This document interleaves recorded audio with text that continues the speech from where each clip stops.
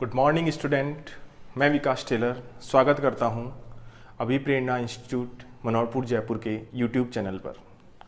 आज का टॉपिक है हमारा इलेक्ट्रॉन भरने के नियम।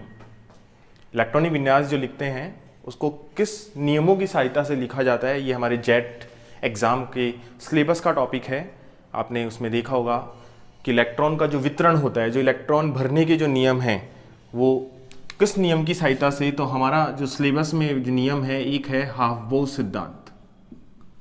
हाफ बो सिद्धांत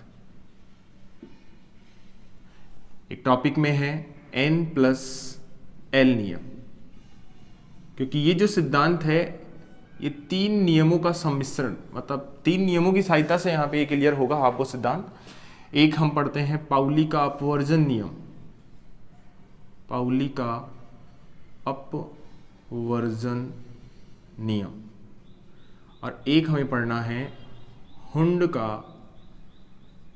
अधिकतम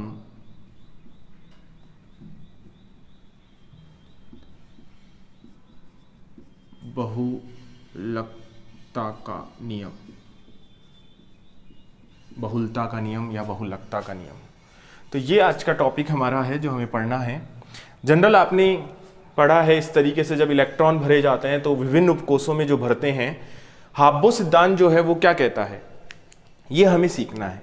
तो हाफ बो सिद्धांत बताता है कि इलेक्ट्रॉन जब विभिन्न उपकोषों में भरे जाते हैं तो वो उनके ऊर्जा के बढ़ते हुए क्रम में भरे जाते हैं। कहने का मतलब, जिस उपकोष की ऊर्जा कम होती है पहले इलेक्ट्रॉन उसमें भरा जाएगा, उसके बाद ऊर्जा के बढ़ते क्रम में इलेक्ट्रॉन विभिन्न उपकोषों में भरे जाते हैं। हम सिंपल वे में इस तरीके से भी चार्ट बना करके सीखते हैं कि इलेक्ट्रॉन्स उपकोषों के भरने का जो सीक्वेंस होता है, इलेक्ट्रॉन जब भरेंगे विभिन्न उपकोषों में तो वो इस सीक्वेंस में होते हैं। जैसे कि ये चार्ट बना हुआ है आपके सामने। सबसे पहले जो उपकोष है वो कौन सा, 1s। 1s के बाद जो उपकोष भरा जाता है वो कौन सा, 2s। 2s के बाद इस तरीके से आपको रोटेशन करना है। 2s के बाद भरा जाता है 2p। 2p के बाद 3s। 3s के बाद 3p। 3p के बाद 4s। ये इनकी ऊर्जा का बढ़ता हुआ क्रम है। 3d।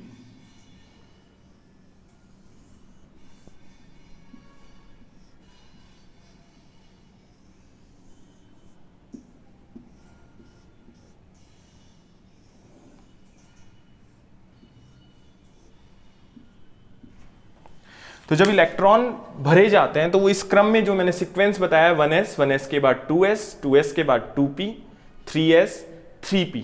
3p के बाद हमें पता है 3d नहीं भरा जाता, पहले कौन सा भरा जाता है, 4s। इनका रीजन अभी हम नियमों में सब रीजन पता लगेंगे कि ये किस तरीके से, किस रीजन की वजह से यहाँ पर ऐसा होता है। तो 3p के बाद 4s, 4s के बाद 3d, 3d के बाद 4p, 5s, 5s के बाद 4d, 5p, 6s, 4f, 5d, 6p, 7s, उसके बाद 5f, 6d, 7p। तो इस तरीके से आप देखो, पहली कक्षा में एक उपकोष होता है, दूसरी कक्षा में 2 उपकोष होते हैं, तीसरी कक्षा में 3 उपकोष, चौथी कक्षा में 4 उपकोष। 5वीं कक्षा में कुछ स्टूडेंट कहते हैं सर 4 ही बनाए, होते 5 उपकोष है, लेकिन हमें यहाँ पे जो स्टडी कर रहे हैं हम पेरियोडिक टेबल के अकॉर्डिंग, हमारी आवर्त सारणी में आपने देखा होगा कि वहाँ पे हम 2 ही एफ खंड के जो तत्व हैं वहाँ पे 2 आवर्त पढ़ते हैं, एक 4f और एक 5f श्रेणी। इस तरीके से हमने 4 लिए। छठी कक्षा में 6 उपकोष होते हैं, लेकिन मैंने यहाँ 3 लिए हैं, 6x, 6p, 6d, क्योंकि आवर्त सारणी के अकॉर्डिंग हम यहाँ पढ़ रहे हैं। वहाँ पे 2 ही एफ खंड के तत्वों को 2 श्रेणियों में डिवाइड करते हैं, इसलिए यहाँ हम उस श्रेणी को ले नहीं रहे हैं। 7वीं कक्षा में बिल्कुल 7 उपकोष होते हैं, लेकिन यहाँ हम काम में लेंगे 7s और 7p। हम हमारे सिलेबस के अकॉर्डिंग यहाँ देख रहे हैं। तो हाफ बो सिद्धांत क्या कहता है कि इलेक्ट्रॉन विभिन्न उपकोषों की ऊर्जा के बढ़ते हुए क्रम में भरे जाते हैं। तो ये सीक्वेंस है, जैसे ये अभी मैं बताऊंगा आपको नियम। तो ये सीक्वेंस आप इसको इस तरीके से नोट भी कर सकते हैं कि सबसे पहले इलेक्ट्रॉन भरा जाएगा किसमें बोलो, 1s। 1s के बाद 2s, ये ऊर्जा का बढ़ता, 2s के बाद 2p, 3s, 3p। अब 3p के बाद 3d में नहीं आएगा, पहले उपकोष किसमें भरा जाएगा, 4s। बताएंगे इसका रीजन। 4s के बाद 3d, 3d के बाद आप देख सकते हैं 4p और 5s, 4p, 5s। अब 5s के बाद यहां से रोटेशन करना है आपको इस तरीके से, बताइए 4d 5p 6s, 4d के बाद 5p, 5p के बाद 6s, 6s के बाद जब इलेक्ट्रॉन भरा जाएगा वो भरा जाता है 4f, 4f 5d, 4f 5d, 5d के बाद 6p 7s, 6p 7s, 7s के बाद इलेक्ट्रॉन भरा जाता है 5f उपकोष में, 5f के बाद 6d और 6d के बाद 7s। तो इस तरीके से ये जो क्रम है ये है इलेक्ट्रॉन्स भरने के क्रम में उपकोषों को जमाया गया है, ऊर्जा का बढ़ता क्रम। तो यहां से हाब्बो सिद्धांत हमें जो सिखाता है, हाब्बो सिद्धांत जो बताता है वो ये है कि इलेक्ट्रॉन विभिन्न उपकोषों की ऊर्जा के बढ़ते क्रम में भरे जाते हैं। आपसे यहां से सिंपल क्वेश्चन आपसे क्वेश्चन आ जाएगी, बताइए निम्न में से कौन से उपकोष की ऊर्जा अधिकतम है या न्यूनतम है। तो वो ये सीक्वेंस आपको ध्यान रखना है, आप इस चार्ट से भी समझ सकते हैं। ठीक है, अब इसमें हाब्बो सिद्धांत के बारे में हम एक बार देखते हैं इसको। हाब्बो सिद्धांत,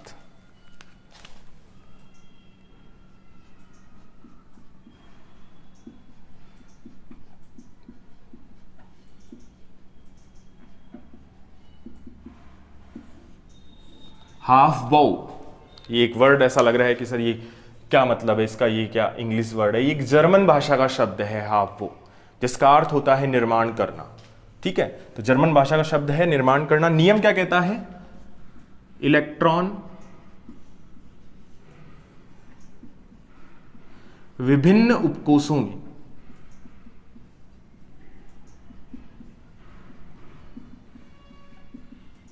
उनकी ऊर्जा के बढ़ते क्रम में, बढ़ते क्रम में भरे जाते हैं। ये ध्यान रखना है आपको, ये है हाफबो सिद्धांत। इलेक्ट्रॉन विभिन्न उपकोषों में उनकी ऊर्जा के बढ़ते क्रम में भरे जाते हैं। अब जो हाफबो सिद्धांत है वो निम्न 3 नियमों का मिश्रण है।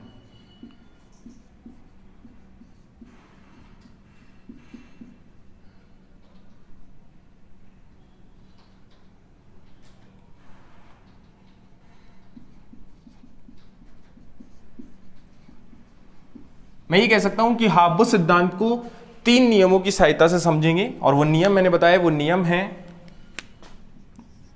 N+L नियम। सेकंड है पाउली का अपवर्जन नियम।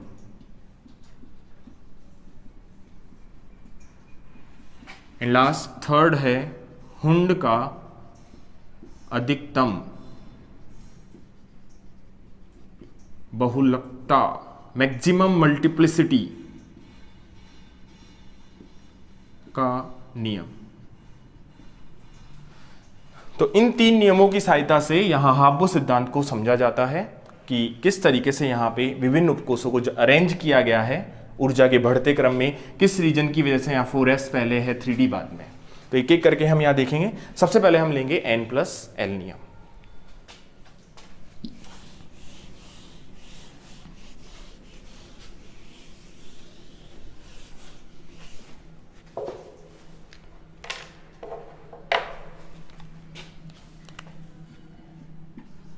N+L का नियम। क्वांटम संख्या के टॉपिक में जब हमने पढ़ा था, बताइए n कौन सी क्वांटम संख्या थी, प्रिंसिपल क्वांटम नंबर, मुख्य क्वांटम संख्या, और L है द्विगंशी क्वांटम संख्या।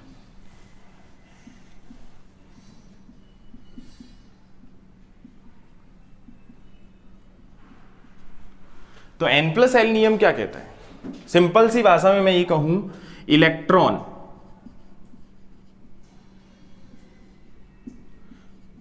विभिन्न उपकोषों में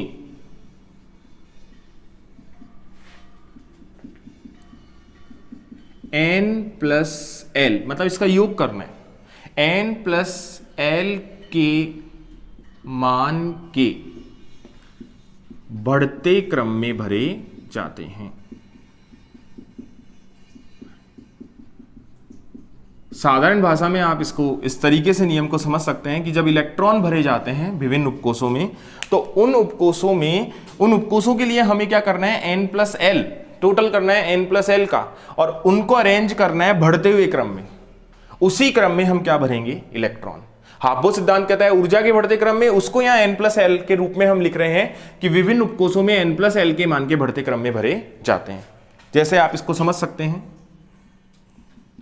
1s 2s 2p 3s 3p 3d। पहली कक्षा, दूसरी कक्षा, तीसरी कक्षा। पता है ये हमें, पहली कक्षा में एक उपकोष होता है, n=1 है तो उपकोष 1 है, n=2 है तो उपकोष 2 है, n=3 है तो उपकोष 3 है, n=4 है तो उपकोष 4 है। 4s 4p 4d 4f, इस तरीके से। तो अभी हम यहां पे देख रहे हैं कि जो मैं कुछ उपकोष लेकर के आपको समझाता हूं कि किस तरीके से यहां ये भरे जाते हैं। तो आप देखें यहां पे हमने ये लिए, यहां पे हमें n+l, n=1 l=0। 1s के लिए क्वेश्चन पूछा गया है एग्जाम में, आपको इस तरीके से भी एक क्वेश्चन पूछा जाता है कि 1s उपकोष के लिए n व l के सही मान हैं। तो मैं आपको सिखा चुका, आपको ऑप्शन दे देगा n=1 l=1, सेकेंड ऑप्शन दे देगा n=2 l=0, थर्ड ऑप्शन दे देगा n=1 l=0, फोर्थ ऑप्शन दे देगा n=0 l=1। सही मान पूछ रहे हैं, तो यहां सही मान बताना है हमें। आपको पता है कि 1s उपकोष, ये 1 जो है ये मुख्य क्वांटम संख्या, n=1 जिन ऑप्शन में है, तो ये तो वैसे ही कैंसिल हो गए। n=1 इसमें भी है, n=1 इसमें, इसका मतलब ये सही हो सकता है। फिर चले आप s उपकोष के लिए l=0 होता है तो ये रॉन्ग है, s उपकोष के लिए, इसलिए राइट आंसर क्या होगा, थर्ड। तो इस टाइप से भी क्वेश्चंस आपको ध्यान रखने हैं, बेसिक क्वेश्चंस हैं। अभी वापस आते हैं हम इस टॉपिक पे। 1s उपकोष के लिए n और l का मान लिखा मैंने।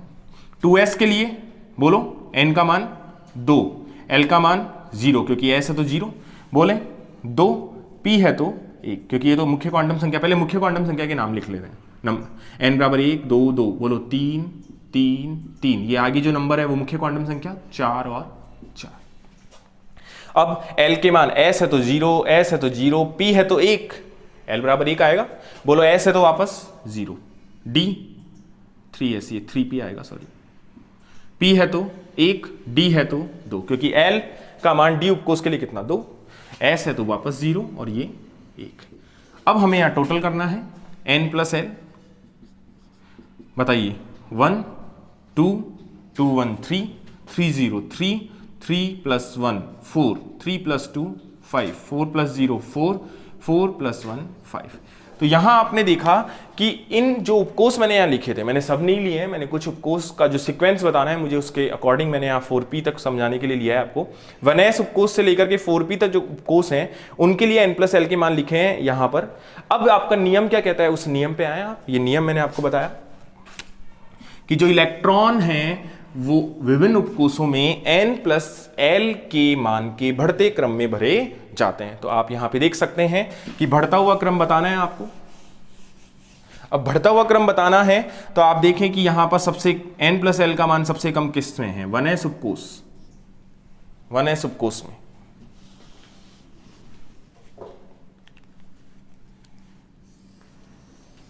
सबसे कम मान है 1s में, उसके बाद 2s, उसके बाद 2p। यहां एक प्रॉब्लम आती है कि सर 2p के लिए भी n+l का मान 3 है और 3s के लिए भी n+l का मान क्या है, 3 है। तो यहां पे एक और, ये मेन नियम था, इसका एक सब रूल चलता है, वो ये कहता है नियम कि जब किन्हीं दो उपकोषों के लिए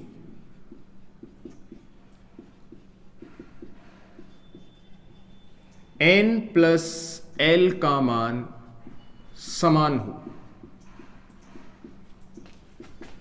तो इलेक्ट्रॉन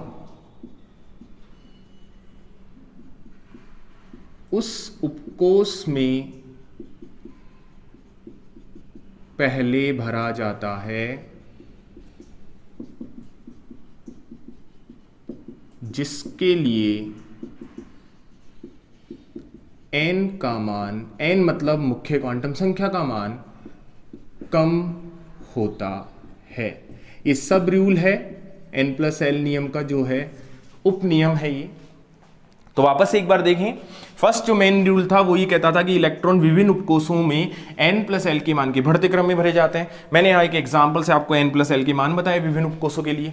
फिर यहाँ एक प्रॉब्लम आती है और वो प्रॉब्लम ये है कि आप देखो 2p और 3s उपकोष के लिए n+l का मान सेम है 3। तो आपको सब रूल पे जाना है कि जब किन्हीं दो उपकोषों के लिए n+l का मान समान हो तो इलेक्ट्रॉन उस उपकोष में पहले भरा जाएगा जिसके लिए किसका मान कम होता है, n का मान। तो आप देखें कि यहां n बराबर 2p के लिए 2 है और 3s के लिए 3 है, तो कम किसके लिए, 2p के लिए। इसलिए 2s के बाद इलेक्ट्रॉन जो जाएगा वो किस में भरा जाएगा, 2p में, 2p के बाद 3s में। हो गया क्लियर ये सब रूल। उसके बाद आगे चलें आप, 3p के लिए 4 है, 3d को छोड़ दें क्योंकि 3d के लिए तो 5 है, पहले हम 4 वाले देखते हैं। 3p के लिए 4 है और 4s के लिए भी 4 है। तो जब किन्हीं दो उपकोषों के लिए n+l का मान समान है तो आपको देखना है फिर केवल और केवल n का मान, जिसके लिए n का मान कम होता है इलेक्ट्रॉन पहले उसी उपकोष में भरा जाता है। तो 3s के बाद 3p और 3p के बाद किस में जाएगा, 4s, ना कि 3d में। ये क्लियर हो गया आपका। अभी मैंने बताया था कि 3p के बाद 3d में इलेक्ट्रॉन नहीं जाता है, पहले 4s में भरा जाता है, बाद में किस में, 3d। क्योंकि आप देखो 4s के लिए n+l का मान 4 है, जबकि 3d के लिए n+l का मान कितना है, 5। यह आपका मेन नियम है कि n+l का मान जिसके लिए कम होगा पहले इलेक्ट्रॉन उसमें जाएगा। फिर देखें 3d के लिए 5 है, 4p के लिए भी 5 है। लेकिन जब n+l का मान दो उपकोषों के लिए समान होता है तो इलेक्ट्रॉन पहले उस उपकोष में भरा जाता है जिसके लिए n का मान कम हो, और n का मान कम है 3d। 3d के बाद किस में जाएगा, 4p। तो ये है n+l नियम के अकॉर्डिंग इलेक्ट्रॉन भरने का sequence, 1s 2s 2p 3s 3p 4s 3d और 4p। तो आपको क्लियर हो गया कि n+l नियम क्या होता है। एक बार फिर से देखें आप, n+l नियम कहता है कि इलेक्ट्रॉन विभिन्न उपकोषों में n+l के मान के बढ़ते क्रम में भरे जाते हैं। यदि एक प्रॉब्लम आती है कि n+l का मान किन्हीं दो उपकोषों के लिए सेम आ जाता है, समान आ जाता है, तो इलेक्ट्रॉन पहले उस उपकोष में जाएगा जिसके लिए n का मान क्या हो, कम। यहां से भी क्वेश्चन एग्जाम में पूछा जाता है। किस टाइप से आपसे पूछ सकता है, देखना हम।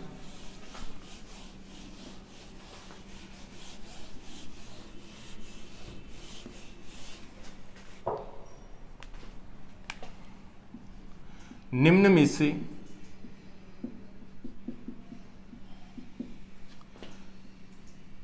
निम्न उपकोषों में से, ऐसे लिख लेता हूं मैं, निम्न उपकोषों में से इलेक्ट्रॉन सर्वप्रथम किस उपकोष में भरा जाएगा। इस तरीके से इक्वेशन आपको दिया और आपको यहां ऑप्शन दिए, एक दे दिया 4f, एक दे दिया आपको 5d, एक ऑप्शन दे दिया 6p, एक ऑप्शन दे दिया 7s। तो अब आपको ये जो ऑप्शन है इसके लिए फिर आपको n+l नियम चेक करना पड़ेगा।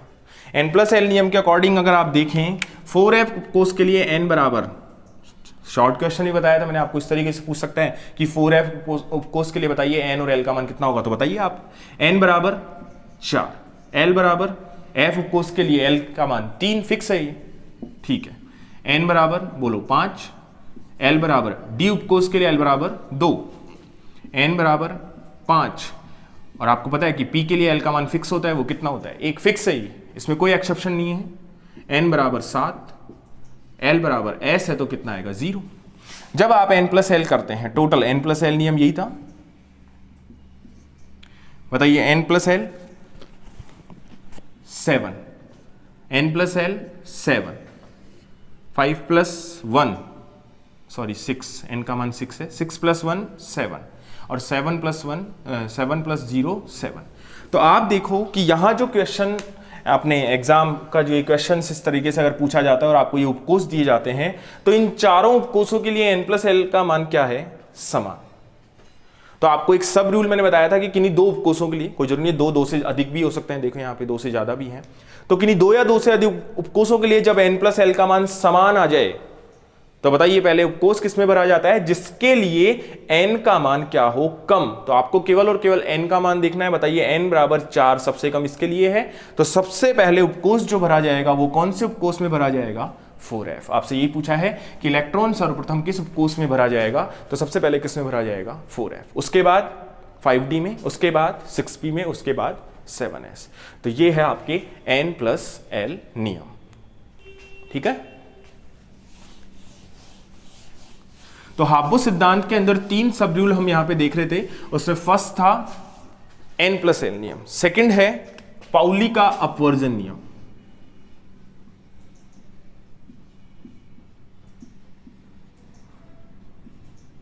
अपवर्जन नियम। पाउली का अपवर्जन नियम क्या कहता है?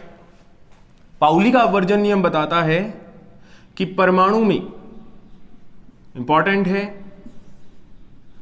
परमाणु में किन्हीं, परमाणु कोई सा भी हो सकता है, परमाणु में किन्हीं 2 इलेक्ट्रॉनों के लिए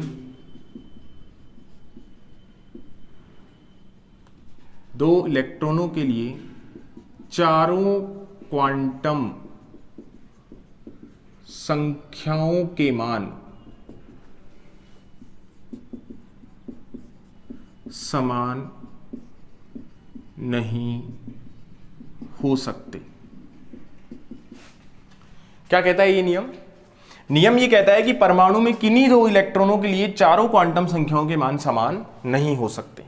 आप इसको इस तरीके से भी कह सकते हैं कि इस नियम के अनुसार, ये क्वेश्चन भी पूछा हुआ है एग्जाम में कि बताइए निम्न में से कौन से नियम के अनुसार एक ही कक्षक में जो 2 इलेक्ट्रॉन भरे जाते हैं वो एक दूसरे के विपरीत चक्रण में भरे जाते हैं।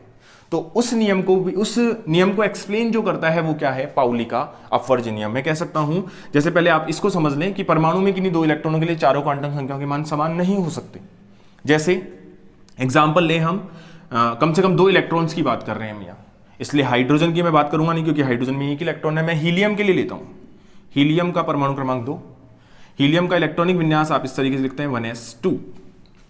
मतलब यहां जो उपकोष है, पहली कक्षा का उपकोष है s, उसमें कितने इलेक्ट्रॉन, 2। अब यहां पे हम ऐसे लिखते हैं, मान लेते हैं इसमें 2 इलेक्ट्रॉन जो हैं, एक इलेक्ट्रॉन को हम a इलेक्ट्रॉन नाम देते हैं, दूसरे को b इलेक्ट्रॉन। समझने के लिए मैं बताता हूं आपको इस तरीके से कि हम दोनों इलेक्ट्रॉन यहां नाम दे रहे हैं, a इलेक्ट्रॉन और b इलेक्ट्रॉन। हम चेक करेंगे कि यहां चारों क्वांटम संख्याएं क्या आती हैं, n, l, m, s। बताइए a इलेक्ट्रॉन जो यहाँ पे 2 इलेक्ट्रॉन है, ये कौन सी कक्षा में है, a और b दोनों कौन सी कक्षा में है, पहली कक्षा, मतलब n बराबर 1। ये दोनों इलेक्ट्रॉन कौन से उपकोष में है, s, और s उपकोष के लिए l का मान कितना होता है, 0। बताइए s उपकोष के लिए जब l बराबर 0 आता है तो हमने कहा था l बराबर 0 है तो m बराबर भी कितना आता है, 0। अभी तक देखें आप कि इन दोनों इलेक्ट्रॉनों के लिए क्वांटम संख्या सेम आ रही है, इसके लिए n 1 है तो इसके लिए भी n 1 है, इसके लिए l 0 है तो इसके लिए भी l 0 है, m 0 तो यहां पे भी m 0। नियम क्या कह रहा था कि चारों क्वांटम संख्याओं के मान समान नहीं हो सकते। यहां तो समान है, लेकिन एक और क्वांटम संख्या लास्ट चेक करनी है आपको कि जो स्पिन क्वांटम नंबर है, मैंने 2 मान बताए थे, 1 + 1/2 और 1 - 1/2। तो यहां 2 इलेक्ट्रॉन है, तो मैंने कहा था 2 इलेक्ट्रॉनों में से अगर एक इलेक्ट्रॉन क्लॉकवाइज +1/2 आएगा तो दूसरे के लिए मान कितना आएगा, -1/2। तो आप देखो अब कि क्या, बताइए a इलेक्ट्रॉन और b इलेक्ट्रॉन के लिए चारों क्वांटम संख्याओं का मान समान है, नहीं। यहां 3 क्वांटम संख्या तो समान थी लेकिन चौथी क्वांटम संख्या अलग हो गई। यह नियम एक्सप्लेन करता है पाउली का अपवर्जन नियम, क्या कि परमाणु में किन्हीं 2 इलेक्ट्रॉनों के लिए चारों क्वांटम संख्याओं के मान समान नहीं हो सकते। तो आपको यहां से पता लगा कि एक ही कक्षक में जो 2 इलेक्ट्रॉन आएंगे वो एक दूसरे के विपरीत चक्रण में होंगे, एक क्लॉकवाइज तो दूसरा एंटी क्लॉकवाइज। तो इसे एग्जाम में इस तरीके से भी पूछा गया है, इस क्वेश्चन को, इस नियम को प्रश्न में इस तरीके से पूछा गया है कि बताइए कौन से नियम के अनुसार एक कक्षक में उपस्थित दोनों इलेक्ट्रॉन विपरीत चक्रण में भरे जाते हैं, विपरीत चक्रण में भरे जाते हैं। तो इस नियम का एक और आप इस तरीके से भी डिफाइन कर सकते हैं कि पाउली का अपवर्जन नियम के अनुसार एक कक्षक में उपस्थित दोनों इलेक्ट्रॉन विपरीत चक्रण, एक क्लॉकवाइज है तो दूसरा एंटी क्लॉकवाइज। जैसे ये एक कक्षक है और आपको पता है एक कक्षक में अधिकतम, याद रखना कि एक कक्षक बोल रहा हूं मैं, कक्षा नहीं बोल रहा, ऑर्बिटल। एक कक्षक में अधिकतम कितने इलेक्ट्रॉन आते हैं? 2। कक्षा में अधिकतम कितने इलेक्ट्रॉन आते हैं? 2n²। कक्षा में अधिकतम इलेक्ट्रॉन आते हैं 2n², जबकि कक्षक में अधिकतम इलेक्ट्रॉन वो कितने होंगे? 2। तो 2 इलेक्ट्रॉन, अगर एक क्लॉकवाइज है तो दूसरा कैसा आएगा? Anti clockwise. ये राइट है, कभी भी ऐसा नहीं होगा कि इस तरीके से सेम चक्रण में हो या ऐसा लिख दे, ये रॉन्ग है। ठीक है, इसका एक रीजन भी है कि वो इलेक्ट्रॉन अगर सेम परमाणु के अंदर इलेक्ट्रॉन अगर समान चक्रण में रोटेशन करते हैं तो वहां रिपल्शन होगा, प्रतिकर्षण बहुत ज्यादा होगा। इसलिए एक इलेक्ट्रॉन क्लॉकवाइज जाता है तो दूसरा एंटी क्लॉकवाइज जाता है, रिपल्शन कम करने के लिए। तो ये ध्यान रखना है, वेरी वेरी इंपॉर्टेंट लाइंस ये पाउली के अपवर्जन नियम में, कि एक ही कक्षक में उपस्थित दोनों इलेक्ट्रॉन एक दूसरे के विपरीत चक्रण में भरे जाते हैं। ये कौन सा नियम समझाता है? पाउली का अपवर्जन नियम। क्लियर है पाउली का अपवर्जन नियम? ओके। तो यहां पे आपने हाब्बो सिद्धांत के अंदर 2 नियम देखे, एक था n+l नियम, सेकंड देखा आपने पाउली का अपवर्जन नियम। लास्ट है हुंड का अधिकतम बहुलता का नियम। अधिकतम बहुलता, बहुलकता या बहुलता का नियम। मैक्सिमम मल्टीप्लिसिटी, एक जैसे, मल्टीपल, ये बहुलकता जो वर्ड है ये समझाता है एक जैसे अनेक है। यहां पर उसको मैं अभी क्लियर करता हूं। हुंड का नियम जो है वो लागू होता है संभ्रंश कक्षकों के लिए, डीजनरेट ऑर्बिटल्स के लिए। संभ्रंश कक्षक क्या होते हैं? ये संभ्रंश कक्षक, डीजनरेट ऑर्बिटल्स क्या होते हैं? समान ऊर्जा वाले कक्षक, समान ऊर्जा वाले कक्षक, वे कक्षक जिनकी ऊर्जा क्या होती है? समान। अब आपने देखा एस उपकोष में तो एक ही कक्षक है, पी उपकोष में 3 कक्षक है, तो उन तीनों कक्षकों की एनर्जी समान है तो वे कहलाते हैं संभ्रंश कक्षक। डी उपकोष में 5 कक्षक हैं, पांचों के पांचों संभ्रंश कक्षक है, समान ऊर्जा वाले कक्षक। तो हुंड का नियम जो है वो संभ्रंश कक्षकों के लिए लागू होता है। क्या कहता है नियम? संभ्रंश कक्षकों में इलेक्ट्रॉन समान चक्रण में एक एक करके भरे जाते हैं, बाद में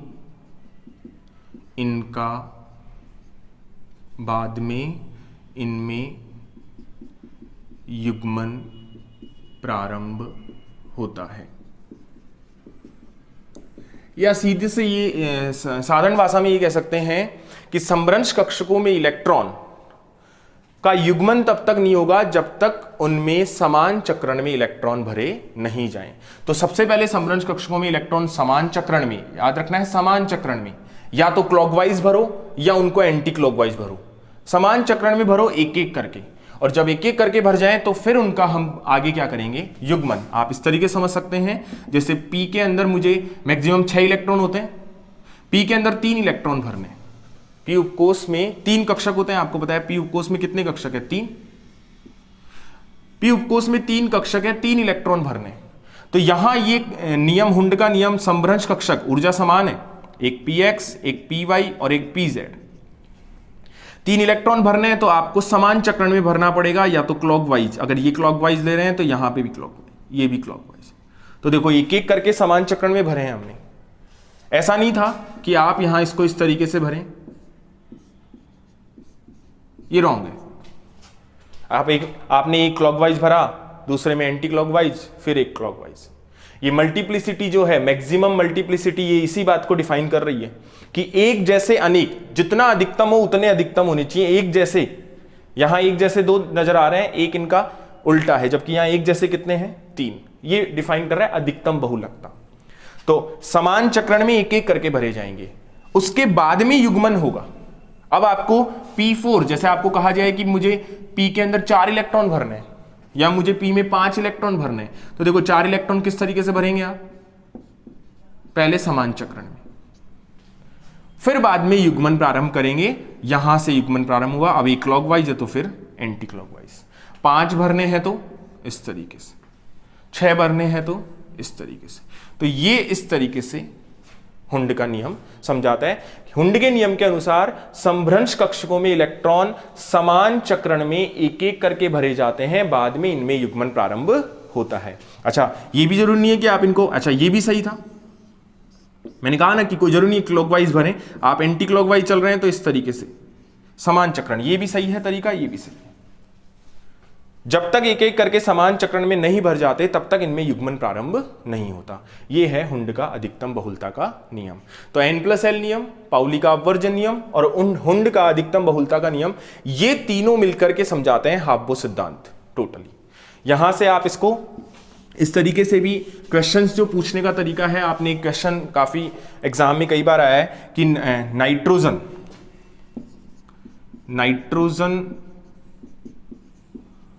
परमाणु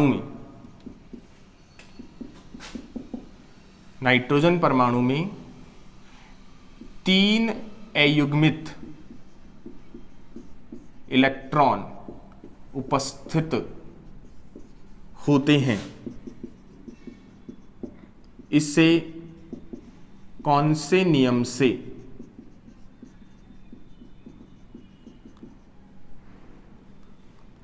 यह कौन से नियम से स्पष्ट है।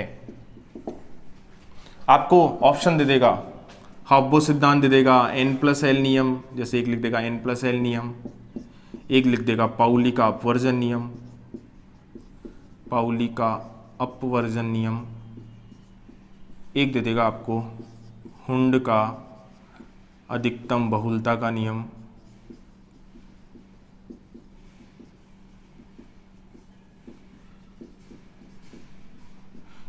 एक ऑप्शन दे देगा इनमें से कोई नहीं। तो समझना, नाइट्रोजन परमाणु में 3 अयुग्मित इलेक्ट्रॉन उपस्थित होते हैं, ये कौन से नियम से स्पष्ट होता है। तो इसका राइट आंसर है हुंड का अधिकतम बहुलता का नियम, क्योंकि मैंने जो बात अभी आपको समझाई है वो इसी से क्लियर होगा। जैसे नाइट्रोजन परमाणु क्रमांक 7, इलेक्ट्रॉनिक विन्यास 1s2 2s2 2p3, यही होगा इलेक्ट्रॉनिक विन्यास। अब आपको देखो यहाँ पे s में 2 इलेक्ट्रॉन, एक कक्षक में 2 इलेक्ट्रॉन एक दूसरे के विपरीत चक्रण में, ये है पाउली का नियम। वापस s 2 इलेक्ट्रॉन भरने एक दूसरे के विपरीत चक्रण में भरे जाते हैं, पाउली का नियम। लेकिन अब देखें आप, p उपकोष में 3 कक्षक, और आपको यहां पे ध्यान रखना है जब 3 इलेक्ट्रॉन भरे जाते हैं तो वो एक एक करके समान चक्रण में भरे जाएंगे। तो ये हुंड के नियम से ही तो पॉसिबल हुआ। तो जब एक एक करके समान चक्रण में भरेंगे तो 3 इलेक्ट्रॉन, ये अयुग्मित इलेक्ट्रॉन है, ये तो युग्मित हैं, ये कैसे हैं, अयुग्मित। तो 3 अयुग्मित इलेक्ट्रॉन उपस्थित होते हैं नाइट्रोजन में, ये कौन से नियम से स्पष्ट होता है, हुंड के अधिकतम बहुलता का नियम। क्लियर है। वैसे हुंड के जो अधिकतम बहुलता के नियम की आवश्यकता आवर्त सारणी में सबसे पहले कौन से परमाणु पर हुई थी, तो वहां नाइट्रोजन आंसर नहीं होता है, वहां बोरोन भी आंसर नहीं होता है, वहां राइट आंसर होता है कार्बन।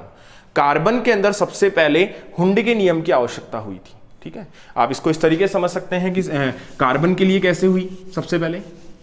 तो देखें आप, बोरोन, कार्बन और नाइट्रोजन। तो अगर बोरोन की बात करें 1s2 2s2 2p1, कार्बन की 1s2 2s2 2p2, इन दोनों को समझते हैं नाइट्रोजन। तो सबसे पहले अगर बात करें s में 2 इलेक्ट्रॉन, 2s में भी 2 इलेक्ट्रॉन, 2p, 1 इलेक्ट्रॉन भरना है, मुझे 1 इलेक्ट्रॉन नहीं भर दिया। अभी तक मेरे को हुंड के नियम की जरूरत नहीं थी क्योंकि 1 इलेक्ट्रॉन तो भरना ही था ना कक्षक में मुझे। लेकिन अब आप देखें कि कार्बन के अंदर देखें 1s में वही 2, 2s में 2, अब 2p के अंदर हमें पता है कि 3 कक्षक हैं और 2 इलेक्ट्रॉन भरने हैं। तो एक तो हमने भर दिया था, अब वो दूसरा इलेक्ट्रॉन मैं कैसे भरूं, तो वहां पर फिर हुंड के नियम की आवश्यकता पड़ेगी हमें। ऐसा नहीं है कि हम यहां पे भर दें, ये रॉन्ग हो गया। तो यहां आपको जब अगला इलेक्ट्रॉन भरना है, 5 इलेक्ट्रॉन के बाद जब छठा इलेक्ट्रॉन भरना है, तो फिर आपको इस नियम की जरूरत पड़ेगी कि समभ्रंश कक्षकों में इलेक्ट्रॉन समान चक्रण में एक एक करके भरे जाएंगे। तो यहां पे 2 इलेक्ट्रॉन भरने हैं, तो जब आपने एक भरा है क्लॉकवाइज, तो आगे फिर आपको एक एक करके भरना है, इसको भी कैसा भरना पड़ेगा, क्लॉकवाइज। तो बताइए सबसे पहले आवर्त सारणी में हुंड के अधिकतम बहुलता के नियम की आवश्यकता कौन से परमाणु पर पड़ती है, कार्बन, ना कि बोरोन। और नाइट्रोजन परमाणु में 3 युग्मित इलेक्ट्रॉन होते हैं, ये किस नियम से स्पष्ट होता है, हुंड का अधिकतम बहुलता का नियम। तो इस प्रकार से हाब्बो सिद्धांत और N+L नियम, पाउली का अपवर्जन नियम और हुंड का अधिकतम बहुलता का नियम, ये टॉपिक क्लियर होता है। इनसे रिलेटेड क्वेश्चन हम आगे की वीडियो में देखेंगे। Thank you.